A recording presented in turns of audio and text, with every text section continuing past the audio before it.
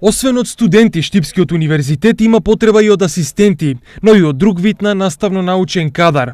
Само во овој момент на УГД му требаат десетици стручни кадри за комплетна реализација на студиските програми. На Универзитетот Гоце Делчев во Штип има потреба од вработување на асистенти и потреба од вработување на млади професори, доценти, и таа бројка се движи во рамките на 100 до 150 луѓе, што може универзитетот во секој момент да ги прифати во делот на она што значи поквалитетно образование во овој универзитет.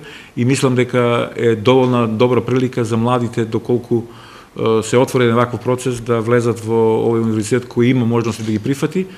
Иако засега можност за нови вработувања на УГД нема, ректорот вели дека во идно време универзитетот би бил отворен за сите млади и образовани кадри.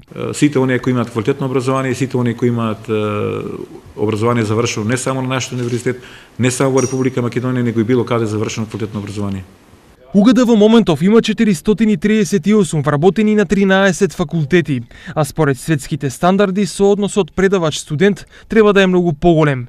И покрај тоа што УГД ги следи светските трендови за практична работа во помали групи, недостатокот на кадар представува проблем на некои факултети ваквата пракса да се спроведе. На Шангајската листа, УГД е втора рангирана високообразована институција во Македонија, со само 3 поени помалку од прворангираниот УКИМ.